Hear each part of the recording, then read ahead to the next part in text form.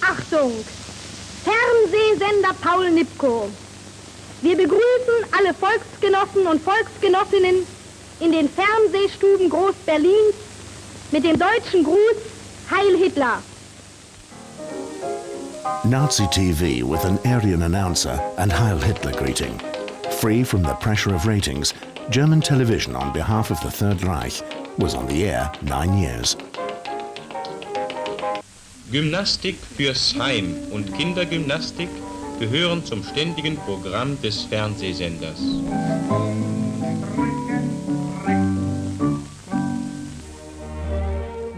The first television producers quickly explored the various opportunities presented by the new medium. Initially, only a few hundred Volksgenossen or German comrades were privy to the moving pictures on the Nazi tube. But if things went according to plan, someday all Germans would have their very own Volks-TV to witness for themselves the wonders of the National Socialist world. 29 Läufer gehen auf die 10.000 Meter Strecke.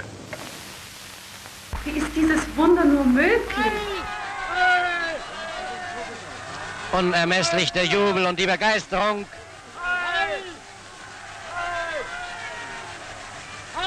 Und da kommt ein kleines Mädchen, geführt an der Mutterhand mit einem Blumenstrauß auf den Führer zu.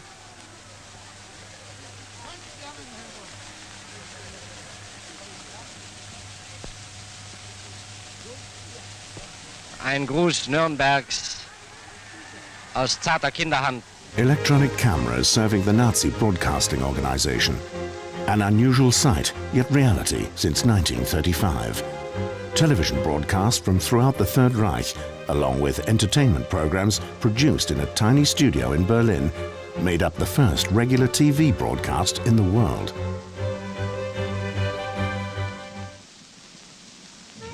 For decades, the images that flickered across the screens of the Third Reich seemed lost to posterity. Nazi programming was largely telecast live. TV recording technology was still non-existent.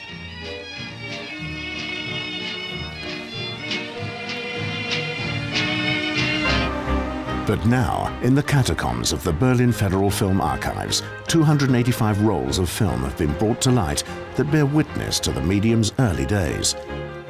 This irreplaceable original footage lay stored in the bowels of the archive. There were no copies. This stock of television material originates from the former Reich Radio Company. Then it passed to the East German State Film Archives. From there, where it lay for years, unusable I'm afraid, it went to the Federal Archives. And now we've reworked the material and systematically copied it onto other media.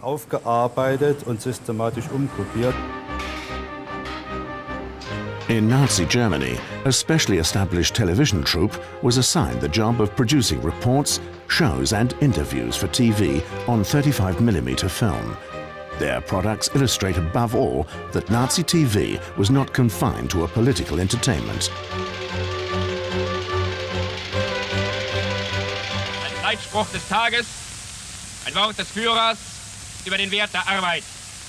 Der völkische Staat wird, wenn notwendig, selbst durch jahrhundertelange Erziehung mit dem Unfug, körperliche Tätigkeit zu missachten, brechen müssen.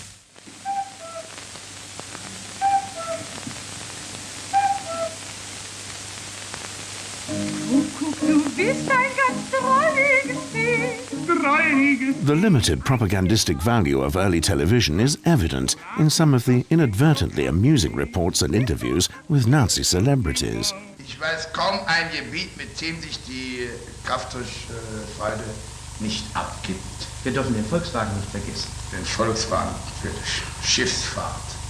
Ich könnte natürlich bis morgen früh aufzählen, um Ihnen alles das zu erzählen, was eben Kraftfahrzeugfreude macht. Das Bild wird umrahmt von starken Dammschauflern, die der Reichsjägermeister erlegt hat. In der Jagdhalle des Reichsjägermeisters eine besonders stolze Trophäe. Wiesenthaupt umrahmt von 2 starken Elchen. Reports on major events provide uncommon insights. Coverage of the Reich Party Congress in Nuremberg, for instance, is a far cry from the orchestrated perfection of Lee Riefenstahl's films or the Nazi weekly newsreels. Der Führer besteigt seinen Wagen und fährt in das Hotel Deutscher Hof, das ihm während des Parteitages Quartier bietet. Das Material des Fernsehens. This television material has the peculiar asset of having been recorded using technology that was quite cumbersome, resulting in long takes that you won't otherwise encounter. Lange Einstellung bedingt hat, die man sonst nicht findet. Very few cuts. The end result is a very, very detailed observation of what's happening.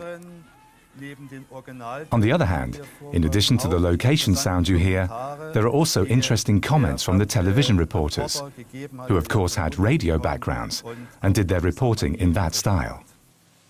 Der aktuelle Bilddienst des Fernsehsenders Paul Nipkow Berlin meldet sich vom vorletzten Tag des Reichsparteitages 1936 vom großen Appell der SA, der SS und des NSKK aus der Luitpold Arena. Kurz vor dem Beginn der Veranstaltung, kurz vor dem Eintreffen des Führers, schweifen wir mit unserem Fernsehauge noch einmal über das große Rund von der Ehrentribüne auf einen der beiden Adler und auf die Standarten.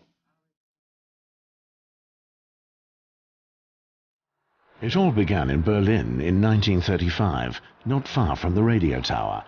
Although the National Post Office had been experimenting with television for years, picture quality still left much to be desired. But the Nazis feared competition from England and the US, so on the 22nd of March, Reich Broadcasting Director Eugen Hadamowski rushed to announce the birth of the first German television station. In dieser Stunde heute wird der Rundfunk berufen, die größte und heiligste Mission zu erfüllen, nun das Bild des Führers unverlöschlich in alle deutschen Herzen zu pflanzen. Propaganda Minister Joseph Goebbels prophesied a charmed future for the new medium. Yet when he first saw himself on the television screen, he's said to have been more appalled than enchanted. As things stood, what the tiny audience saw in the beginning was less than impressive. As a result, the attitude of the Nazi ruling elite was reserved from the onset. The small Berlin studio went on the air 3 times a week. Announcers and performers worked in a tiny scanning cell measuring barely 2 square meters, soundproof and pitch black. The scanner couldn't handle more than a bust, and heavy makeup was essential to provide contrast.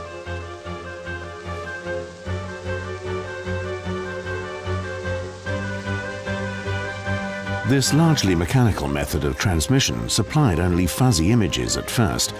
It would take 2 years before live telecasts achieved a better quality picture. To solve the problem, producers opted to pre-record some of their programming on film. Rufgarten was the first entertainment show in German television, shot in Berlin's Haus des Rundfunks. The film had its television premiere on June the 19th, 1935. A copy has survived in the television troupe archives. Dieser kleine Zierbrunnen, sonst Mittelpunkt des Erholungsplatzes der Belegschaft des Funkhauses, wird unaufdringlich zum Hintergrund für unsere Fernseh-Funkspiel. The show itself is no more than a series of vaudeville acts performed by prominent radio entertainers. Nazi songs seem to fit seamlessly in this ostensibly innocuous entertainment show. Wir wollen zu ihm. Hat seinem Sturm ein Lied geschenkt. Die braunen Kolonnen der SA, die schwarzen der SS und der SS, der Führer ruft, gleich sind sie da, von Nord, von Süd, von Ost und West. A chanteuse warbles a cute verse on the Nazi recreational program Strength Through Joy. Kraft durch Freude schickte mir ins Bayernland, wo ich Freude an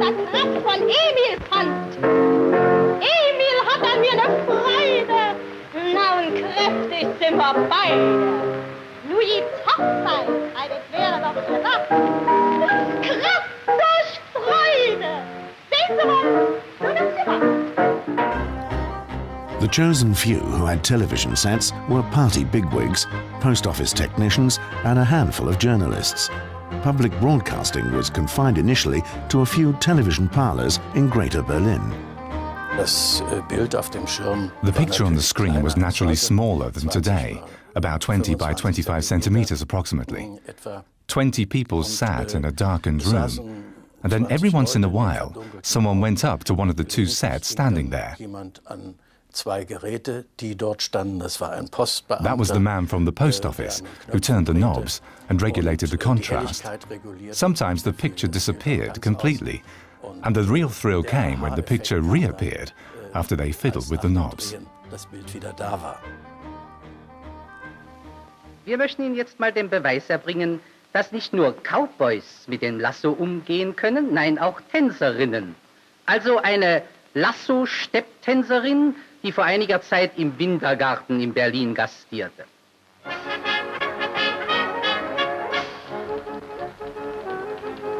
Maximum entertainment is the recipe cooked up by the post office, which was responsible for attracting viewers to the television parlors.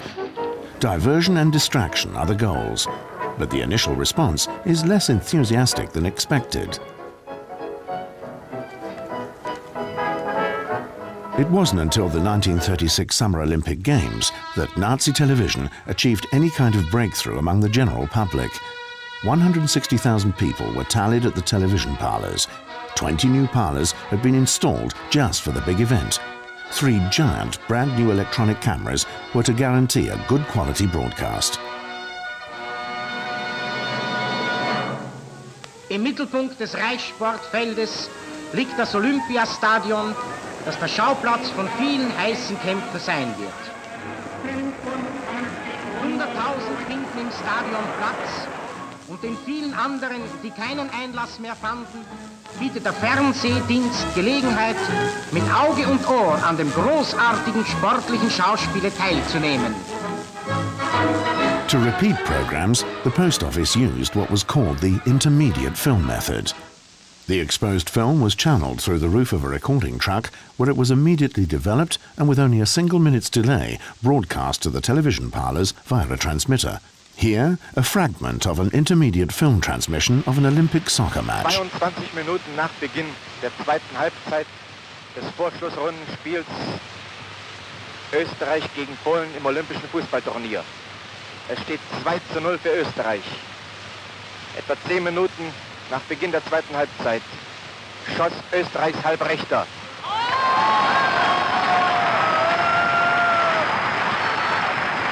Unhaltbar ein. While the live reporter and his cameraman appear to be struggling with their new job, colleagues are trying their luck at the first report from the Olympic Village.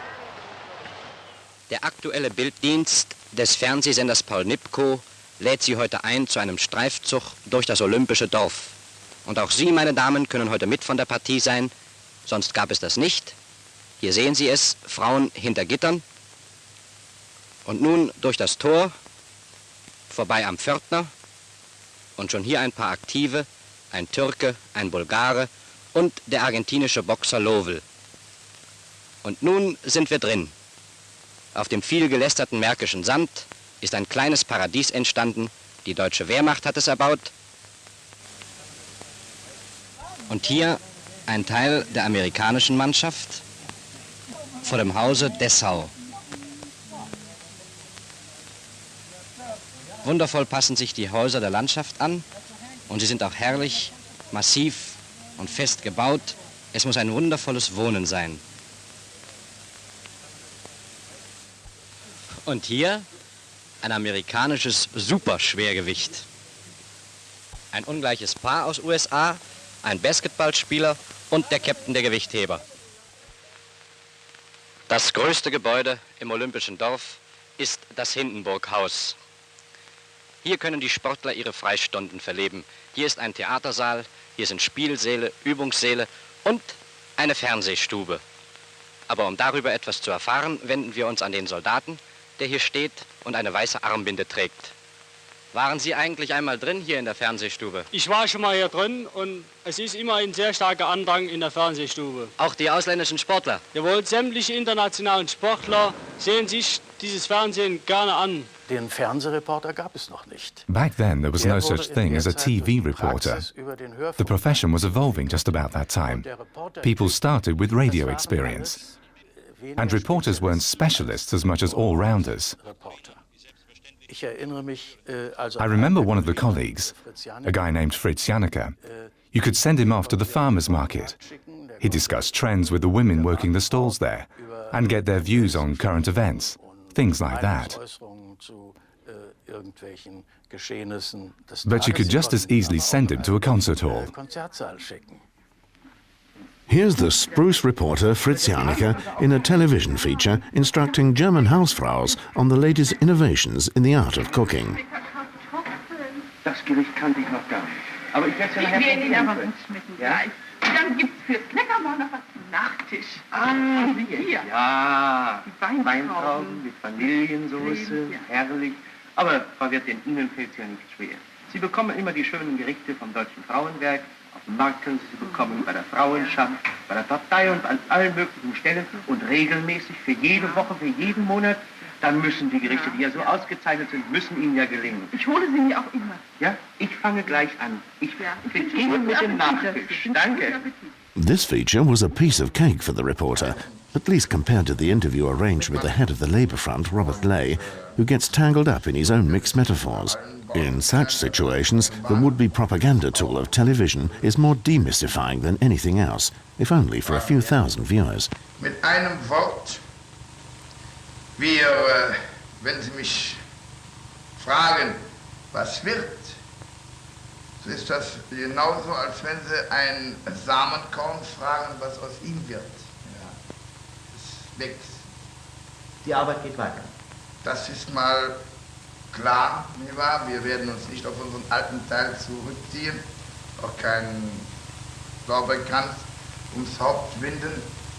Die Arbeit geht weiter, aber ich möchte noch mehr sagen, das ganze Gebilde wächst und das ganze Werk wächst. Es ist alles erst im Anfang, im Beginn. As the years went by, the television troupe produced more and more cultural features and documentaries of its own. The TV guide for Wednesday, the 10th of August 1938, shows a film on the maternity service of the German Women's Institute. Heute auf Spanenberg. Jawohl, in der Reichsbräuteschule der NS-Frauenschaft. Hier erhalten die jungen Mädchen als Ehe- und Lebensgefährtinnen des Mannes die letzten erzieherischen Anweisungen. Das ist von besonderem Wert für die berufstätigen Mädel, die vor ihrer Heirat in kurzer Zeit das notwendige Wissen und Können in der Haushaltsführung erwerben müssen. This television film on the role of women serving the male of the master race is typical for the reports now being unearthed. Although these documentaries pretend to present everyday life in the Third Reich, they are actually staged propaganda from start to finish. Beim Blumen in Vasenordnung müsst ihr immer darauf achten, dass ihr auch die passenden Gefäße habt. Und da müsst ihr auch beim Einstellen immer die Blumen etwas schräg abschneiden, damit sie mehr Wasser trinken können. Von einem Wolkenbelüftung braucht man ungefähr zu einer Maschinenstellung. Mit einem Dutzend würden sie ausreichen. Und so beginnt der Feierabend. In der gemütlichen Kaminecke ein fröhliches Lied.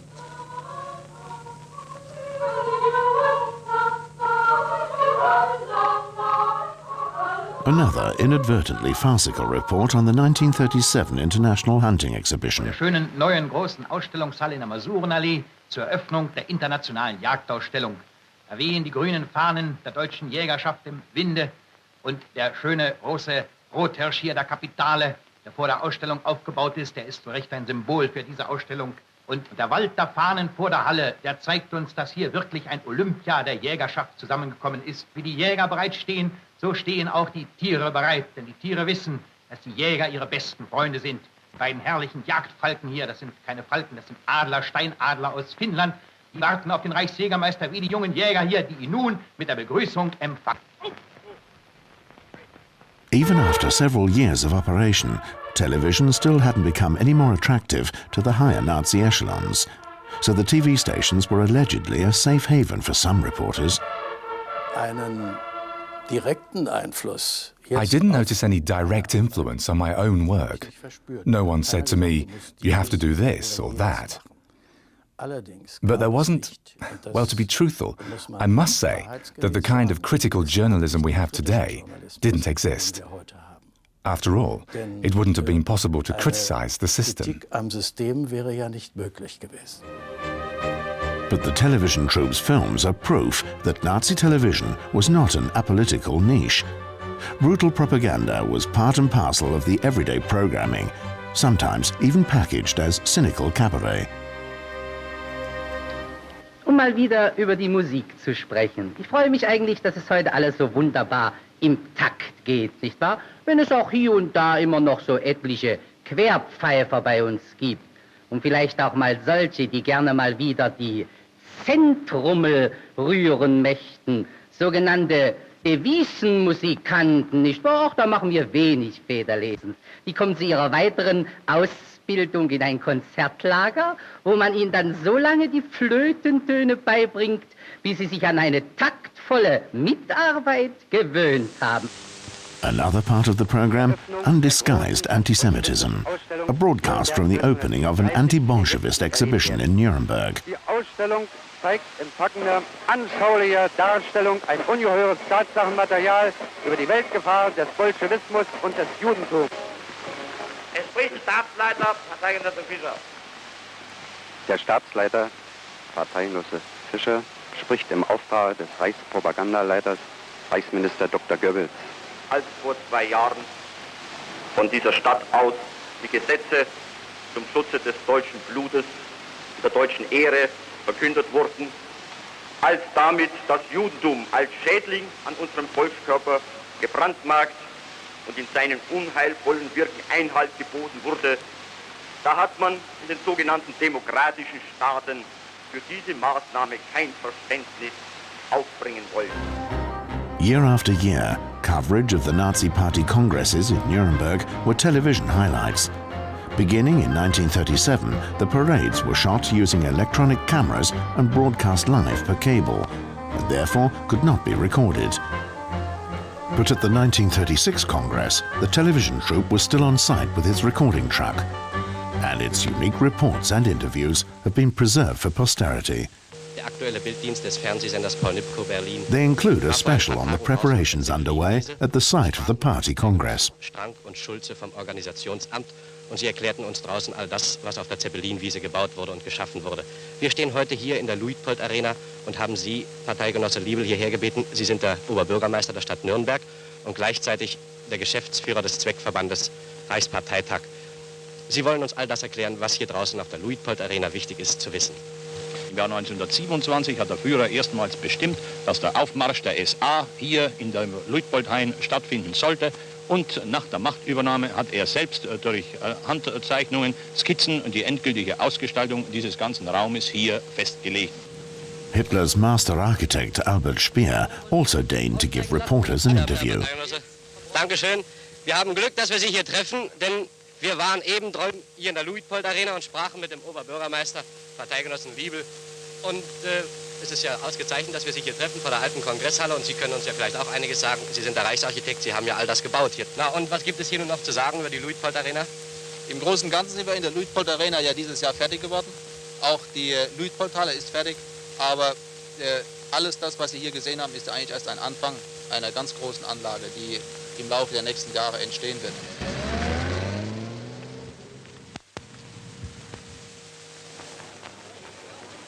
Der aktuelle Bilddienst des Fernsehsenders Paul Nipkow Berlin bringt nun einen Sonderbericht vom Vorbeimarsch auf dem Adolf-Hitler-Platz.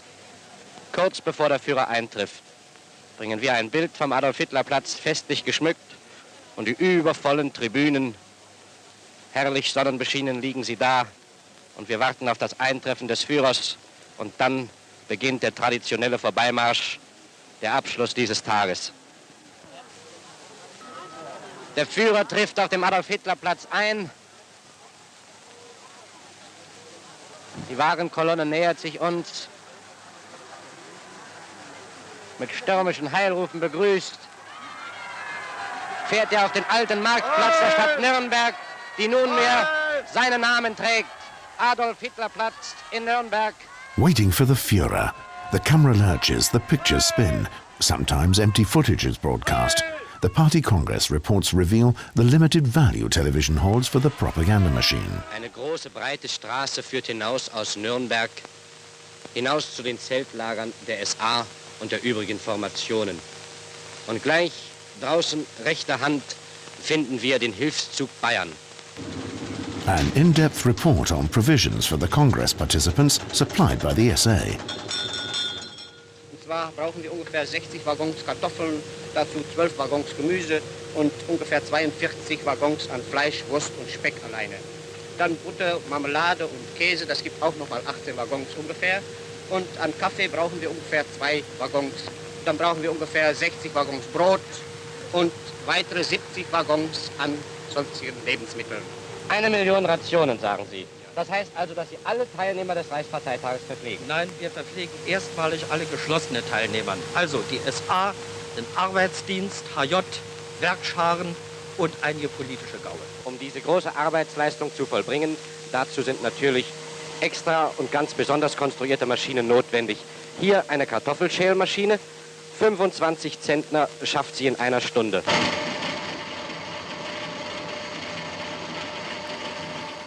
Der aktuelle Bilddienst des Fernsehsenders Paul Nipkow Berlin besucht das Werkscharlager beim Reichsparteitag 1936 draußen vor den Toren Nürnbergs in Langwasser. Decision makers never have to worry about program content. Nazi television is always in tune with the party line, the cultural side of the Nuremberg event.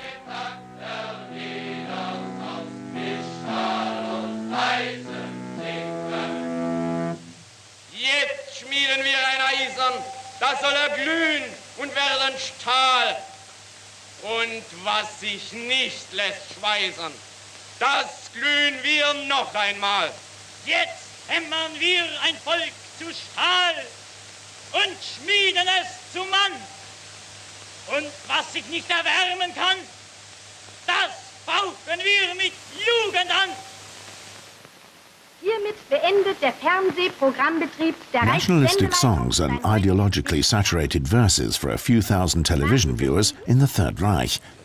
The telecasts of the party congresses were apparently not as successful as the coverage of the Olympic Games. Zum Ausklang des Abends Marschmusik. Auf Wiedersehen bei der nächsten Sendung. Heil Hitler! Die Kameras des Fernsehsenders bei der Arbeit in Klein-Sendingen, im Paradies der Kinder. In the meantime, the picture quality of Nazi television had greatly improved, thanks to ongoing developments in camera and transmission technology. Up to 4 hours of programming are telecast every day, but there are quite a few reruns.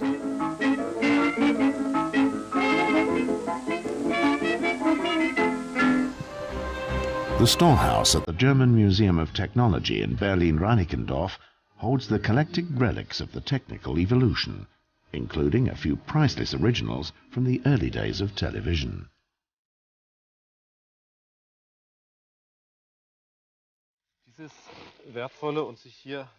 This valuable piece I'm slowly unveiling is the only surviving electronic television camera in Germany that dates back before the Second World War.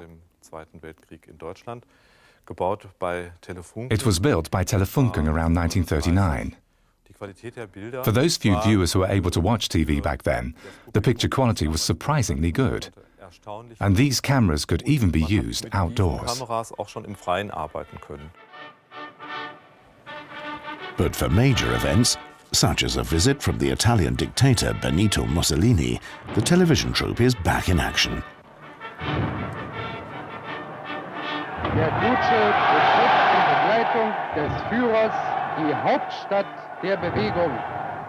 At Il Duce's arrival in Munich, however, the cameras apparently have to take a back seat.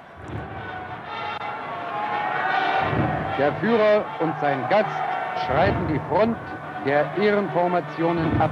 Wenn es ein aktueller Bericht war, If it was breaking news, say for instance Mussolini's arrival that afternoon, then they would want it in the show the same evening. It was a separate part, 5 minutes, like a news bulletin. The developed film was shown then, with a commentary. Der Duce wird in Karinhall von Generaloberst Göring und seiner Gattin begrüßt. At the reception for Mussolini held at the country estate of Hermann on Emmy Göring, the cameras get a closer look. The reporter lapses into humble reverence when enumerating the illustrious guests. Der Duce und Generaloberst Göring im Gespräch vor dem Hause in Karinhall. Der Reichsführer Himmler,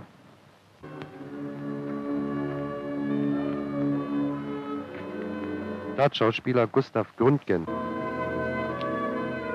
These rare insights into the social lives of the party elite notwithstanding, television viewers prefer entertainment shows and sports.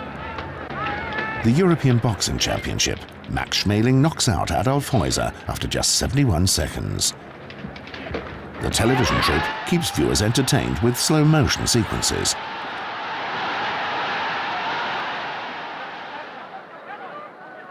Noch eine kurze Nahkampfszene, bei der diesmal Max etwas besser abschneidet. Und dann scheint es so, als habe Schmeling den Kampf nun fest in der Hand. Denn jetzt geht er nach vorne und da ist die erste rechte Hand. Häuser weicht etwas zurück. Und nun kommt das überraschende Ende. Eine lange Linke von Schmeling. Dann zuckt die rechte Hand heraus, trifft Häuser an der linken Kinnlade. Der Schlag rutscht zur Halsschlagader ab. Und wie vom Blitz getroffen stürzt der Titelverteidiger zu Boden.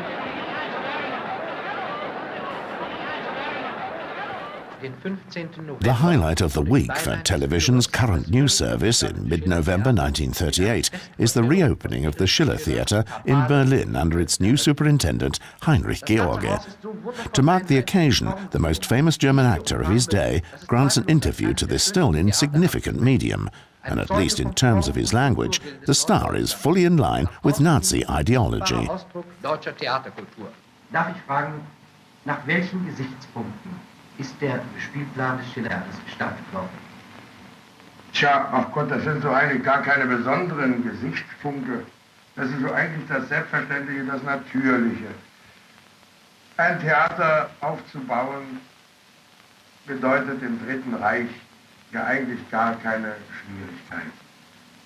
Das Reich, der Führer, hat uns die Schwierigkeiten eigentlich hinweggeräumt, die es einmal gab, zu suchen, zu sondieren, zu finden. Heute ist eigentlich ein Bett vorbereitet, das bequem gemacht ist. Unsere Fernsehgäste, unser Publikum wird gewiss aus diesem Interview etwas mitgenommen haben.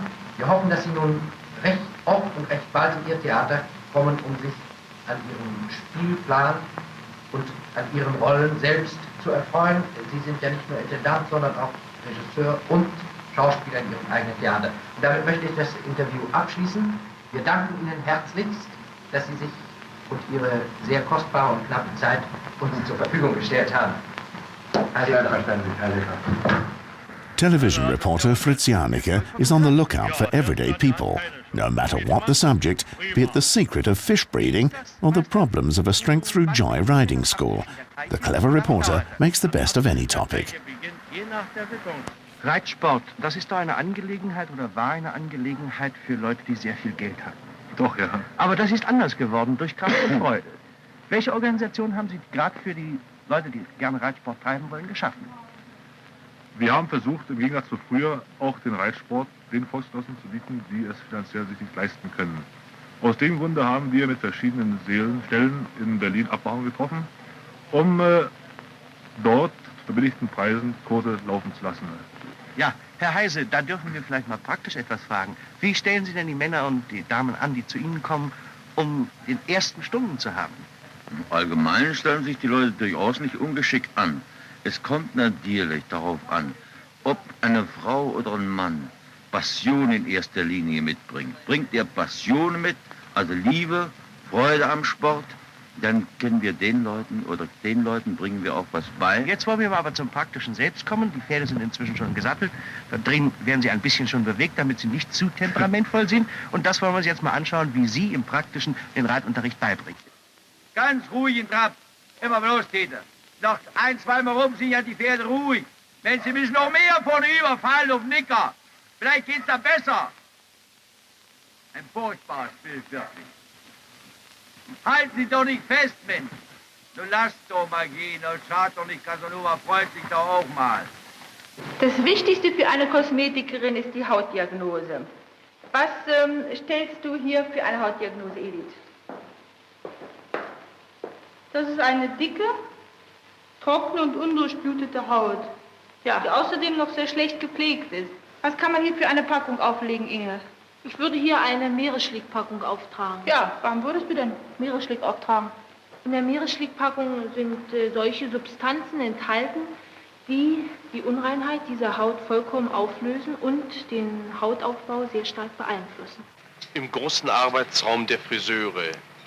In einem neunwöchigen Kursus werden Herrenfriseure umgeschult zu Damenfriseuren. Und neben dem theoretischen Unterricht hat selbstverständlich der praktische Unterricht den Vorrang. Und hier an 46 mit allen modernen Apparaturen und allen modernen Hilfsmitteln ausgestatteten Arbeitsplätzen arbeiten nun die zukünftigen Meister am Modell. Ja.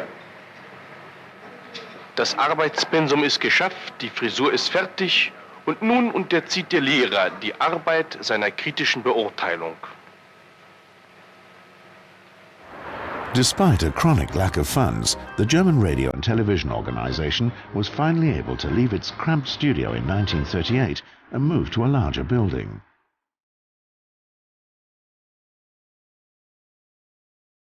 Five stages are available to the producers.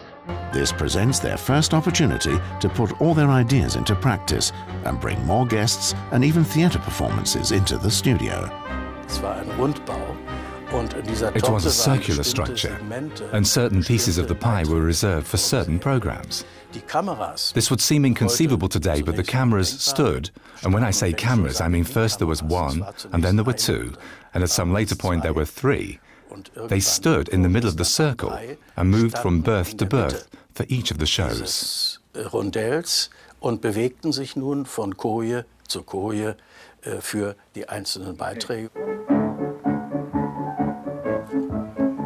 Only very few recordings of such programs have survived.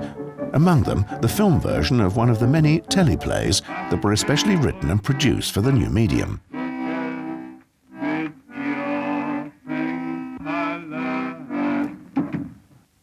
Gott sei Dank. Endlich. Mann, Sie müssen mir helfen. Haben Sie Verbandzeug da? Wie sehen denn Sie aus? Was ist denn passiert? Peter. Verbinden Sie mir erstmal die Hand. In terms of its technical evolution, television has reached a point where the operators, the National Post Office and the National Radio Company, take the decisive step towards turning TV into a mass media, making the product widely available to consumers. 10,000 so-called Volkstelevisions for home use are slated to hit the market in time for Christmas 1939. Picture quality, at least in the final phase before the Second World War and during the war, was a constant surprise to everyone involved. We know that from letters and from articles. The contrast was already very good, and so was the definition. Otherwise, there were relatively few reactions, because these things were basically just showpieces for the political elite. They were only switched on when important people came to visit. The medium of television was actually used very rarely. If you wanted to be up to date, you listened to the radio. And mass production of receivers of this quality was no longer realistic by the time the war broke out, because all the capacities were needed for wartime communications and intelligence. Betrachten Sie einmal aufmerksam diese hübschen, sauberen und architektonisch stilvollen Gebäude, die Sie hier eingebettet sehen in die malerische Umgebung Berlins. Sie tragen die Bezeichnung Gehöfte und wirklich, es sieht ja auch so aus, als handele es sich hier um ein gepflegtes, großes Gut. Und wenn Sie die blitzsauberen Häuser an sich vorüberziehen lassen, dann denken Sie ein wenig zurück an die Zeit, da der Ausdruck Kaserne noch einen bitteren Beigeschmack hatte. Nicht etwa wegen der Manneszucht, die dort geübt wird, nein, aber wenn man das Wort Kaserne hörte, dann dachte man an einen abscheulich kalten und stillosen Bau. Und wer wohnt nun in diesen schmucken Häusern? Deutsche Soldaten, denen der Satz gewidmet ist, in uns allein liegt die Zukunft der Nation. Soldier Comrades is the title of this program, a seemingly innocuous film advertising for Luftwaffe volunteers. Scheduled for broadcast on August the 24th, 1939, 1 week before the beginning of World War II. But the television programming doesn't just complement the militarization of society, it also propagates the racial fanaticism of the Nazi ideology. Wenn das Schicksal 40 Millionen Engländern ein Riesenreich gab und 40 Millionen Franzosen ein Riesenreich gab und 40 Millionen Russen, denn nur so viel beträgt der wirkliche rassische russische Kern. Das übrige ist ein Sammelsurium von Mongolen und Eskimos und Kaukasien und bunt durcheinander. Ebenso ein Riesenreich gab, dann glaube ich daran, dass das Schicksal die 80 Millionen Deutschen nicht eben schlechter behandeln will. Das glaube ich. German Students on Rural Assignment is the name of another documentary from 1939. Kamerad Hoppe, ich muss Sie einen Augenblick noch stören. Ich hätte nicht gerne mal gewusst, was werden Sie für Untersuchungen hier jetzt vornehmen? Wir führen hier anthropologische und rassische Untersuchungen durch, um die rassische Gegebenheiten dieses Kreises zu erfassen, und ferner auch Gebissuntersuchungen, da die hier bei unseren medizinischen Untersuchungen eine große Rolle spielen. Darf ich mal fragen, ich sehe eben den Kameraden da drüben einige Instrumente zusammensetzen, welche Bedeutung die haben? Das ist ein anthropologisches Messgerät zur Messung der Größe von den Leuten. Und hier habe ich noch einen Tasterzirkel, womit die Schädelmaße aufgenommen werden. Wie heißt du? Angelika. Und wie alt bist du? 13 Jahre. 13, danke schön. Stell dich mal bitte so rum und die Hacken zusammen. Die Jochbogenbreite.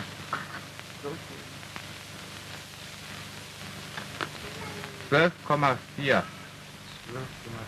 Preparations for the upcoming war of destruction and extermination in the East. 4,9. But when the war begins, broadcasts are temporarily discontinued. They do not resume until 6 weeks later, with a modified program content. Die Botschaft, Männer, wird euch sehr erlaben. Ihr seid vom ewigen Bezahlen frei. Denn will die Gatte neue Kleider haben, dann heißt es nur, aus alt macht neu. Das Röckchen ist die Jacke, die frühere Jacke, also Wollstoff und Seide zusammen verarbeitet. Hier sehen wir die modische Linie an der Achsel, das kleine Trägerchen. Ich glaube, all diese Dinge überzeugen. Helpful hints for the Hausfrau, doing her part to aid the war effort on the home front. The trusty motto, hello housewives, listen pretty. Preserves preserved on television. 1/4 Liter Wasser. Und das genügt nun? Oder fehlt noch? Nein, nun kommt noch etwas Zucker und etwas Salz dazu. Aber ich denke, es gibt einen sauren Kürbis. Ja, trotzdem müssen wir etwas Zucker dazu tun, wenn es auch nur wenig ist. 50 Gramm brauchen wir. Das sind ungefähr 2 Esslöffel.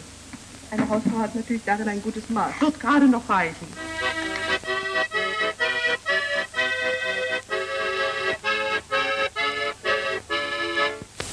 Alles nach Rudolf. Alles klar, Erik. Na, hast du dich endlich entschlossen, meinen Erbhof anzusehen? Erbhof? An educational program illustrating model behavior during wartime.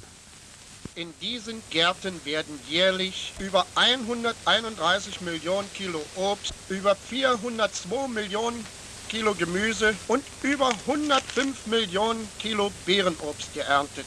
Donnerwetter, da hätte ich ja eigentlich Lust, mir so einen kleinen Garten zu pachten. Aber ich verstehe doch nichts davon. Das brauchst du auch nicht. Der Reichsbund Deutscher Kleingärtner, bei dem du deine Bewerbung um einen Dauerkleingarten einreichen musst. Und du wirst ja als kinderreicher Vater bevorzugt. hat 8000 Fachberater, die dir jederzeit mit Rat zur Seite stehen. Eine von den vielen tausend Tonnen, wie sie in Berlin überall auf den Höfen stehen, zur Sammlung von Küchenabfällen, die noch wieder verwendet werden können. Hier hinein kommen die Küchenabfälle und die einzelnen Tonnen werden dann gesammelt von unseren Müllabfuhrwagen, die wir ja alle kennen, und kommen in ein Sammeldepot, wo wir jetzt auch einmal hinfahren wollen. Dort kommt jetzt die erste Tonne rauf und wird ausgekippt in den Lastwagen.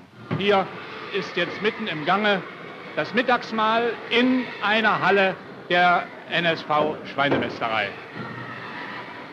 Aus den quiekenden Schweinen sind jetzt ganz genießerische Fresser geworden. Dass es ihnen gut schmeckt, das hören wir und das wollen wir jetzt Ihnen zum Schluss zeigen, denn dass es ihnen schmeckt, das ist ja Ihr Werk, das Werk der Berliner Hausfrauen, die hier recht viel Futter für unsere Schweine liefern. So, liebe Zuschauer, nun sind wir heraus aus den Ställen, in denen wir einige der Musterexemplare der Zucht hier gezeigt haben. Wir geben noch mal einen Blick zurück auf diesen Neubau des Ernährungshilfswerks der Großmästerei für 1200 Schweine. The television troupe didn't cover the war. Instead, the official newsreels and communiques were broadcast. This footage on an SS unit has survived without commentary. But some pictures don't need words.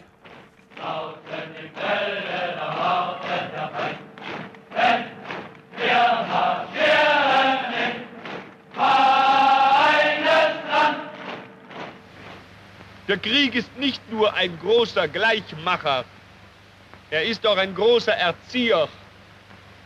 Er macht alle Phrasen und Schlagworte hinfällig. Vor seinem harten Gesetz hat auf die Dauer nur die realste Wirklichkeit Bestand. Er ist der größte By this time, Joseph Goebbels had long lost interest in the medium of television. The station staff, among them now 93-year-old Kurt Hinzmann, feared that the broadcast would be discontinued because of the war. To be UK, significant for the war effort, that was everyone's utmost dream, to be indispensable. And we suddenly realized that we were by no means significant for the war effort, that we were basically just outlaws, you see. So all our efforts were basically devoted to one thing. What can we do to get ourselves classified as essential to the war effort? A solution was found, using television to entertain the troops. And because the studio in Berlin was too small, operations were transferred to the Kuppelsaal amphitheater near the Olympic Stadium. Thanks to the live coverage of the 1936 Olympic Games, there were cables traversing the entire site. All the television people had to do was hook up their cameras. The amphitheater seated a cast of 2,000.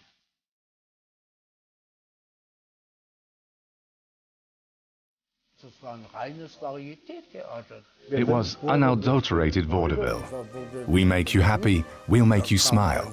That was the basic message. The infirmaries came and then the ambulances. They brought the wounded in down below. And then, as I recall, more than 100 shows were done altogether back then. Soldiers formed the backdrop for the last big shows on Nazi television.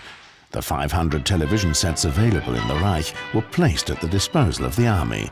In Berlin alone, 11 military hospitals were hooked up to the transmissions, and the programming was specially tailored to its new target group.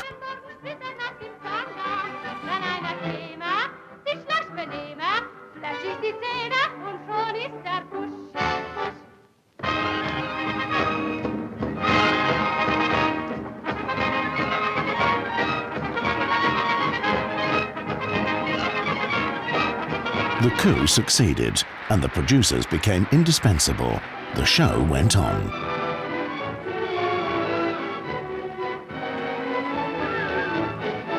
The television troupe was also allowed to produce reports again from the home front. A report on the small town of Werder near Berlin, famous for its blossoming trees. The Nazi television reporters do their best to paint the picture of a perfect world for the viewers in their hospital beds. Ach, Herr Bürgermeister! Alita, das ist aber nett, dass Sie zu uns kommen. Vor allen Dingen möchten wir Ihnen gratulieren, dass Sie die Baumblüte auch in Kriegszeiten durchführen. Warum sollten wir das nicht? Warum sollten wir gerade in Kriegszeiten traurig sein? Im Gegenteil, gerade in dieser Zeit des Ernstes brauchen wir die innere Fröhlichkeit. Und dazu ist nichts besser geeignet wie die Baumblüte in Werder, wo wir hoffen, den Berlinern diese innere Freudigkeit geben zu können, damit sie wieder stark in der Arbeit sind. Und darauf wollen wir anstoßen. The idea of offering recreational entertainment to the troops was also introduced in occupied France. The Paris station broadcast its programs from the Eiffel Tower using the old French facilities. Der Fernsehsender war der größte. That station in Paris was the largest television operator in the world at the time. And it worked. The military commanders were very, very happy to have a source of entertainment for the soldiers who were hanging around in Paris. But the main thing, you see, was the hospitals. We wanted to distract people from the war. All that remains of this episode in Nazi television is some footage of a ballet rehearsal with the choreographer Serge Liffard. Likewise, very little has survived of the television troupe's work at this time. Großstadtverkehr Juli 1943 in der Reichshauptstadt am Alexanderplatz.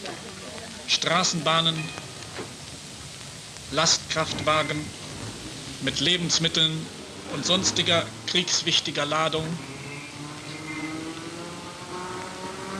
Und ringsherum die Hochhäuser und Büros, in denen Männer und Frauen für den Sieg arbeiten.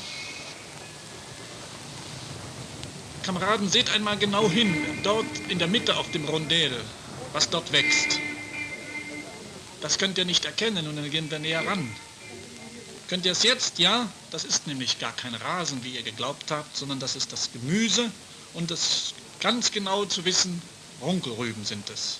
Jawohl, auf dem Alexanderplatz in Berlin ist das ganze Rondell für den Gemüsebau ausgenutzt. From 1943 onwards, it was all but impossible to sustain daily telecasts. The broadcasting stations were repeatedly damaged by Allied bombing raids.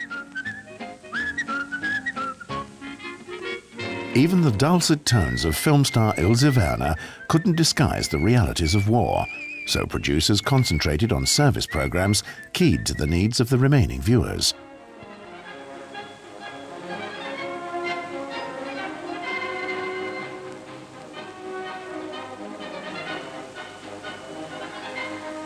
Frohsinn und Wille meistern das Schicksal.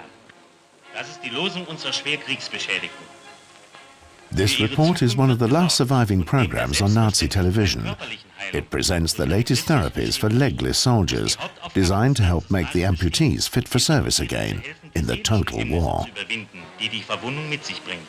Die Amputierten durchlaufen eine Hindernisbahn, 100 Meter lang, mit schweren Hindernissen. Im Anfang ein Irrgarten, der schnelles Reaktionsvermögen verlangt.